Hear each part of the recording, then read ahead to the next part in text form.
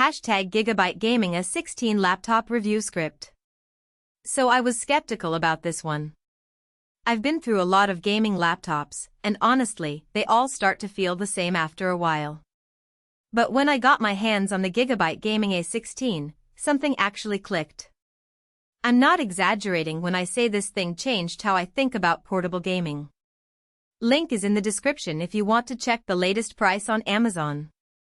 Let me walk you through why I'm actually impressed. First off, the build quality is just solid.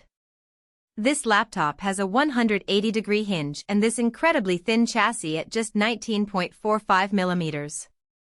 So you can actually set this thing flat on a desk if you want, or prop it up at basically any angle. For someone like me who does a lot of work at coffee shops or traveling, that flexibility actually matters way more than it sounds. You're not stuck at one angle, and the whole thing feels premium without being fragile. The display is where things get interesting. You're looking at a 16-inch Wuxka panel running at 165 Hz. That's smooth. Whether I'm gaming or just scrolling through content, there's no stuttering, no jank. The resolution is crisp enough for detailed work too, so if you're doing any content creation on the side, you're not compromising there. This isn't a ultra-wide or anything crazy, but it's the sweet spot for balance.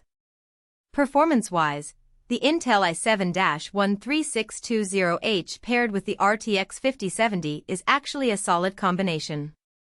I've been running demanding games at high settings and getting frames I didn't expect from something this portable.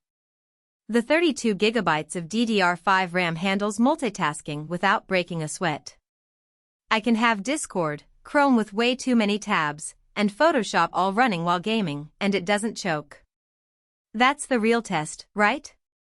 Not just peak performance, but sustained performance when you're actually using the thing.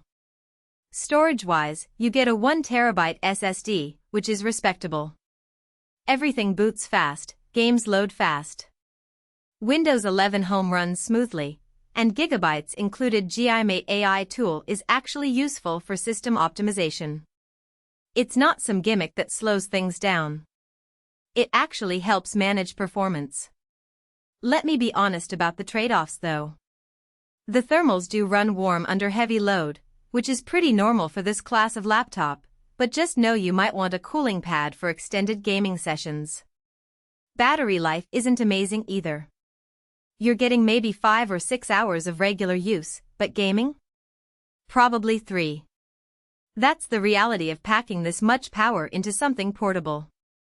On the flip side, the keyboard is surprisingly comfortable for long sessions, and the trackpad actually responds well. The build quality really does feel durable. You're getting actual value here instead of just paying for a brand name. If you're hunting for a gaming laptop that handles real work and real gaming without being a complete brick in your backpack, this is worth considering. Check the link below for current pricing on Amazon, and let me know in the comments if you've got questions about it.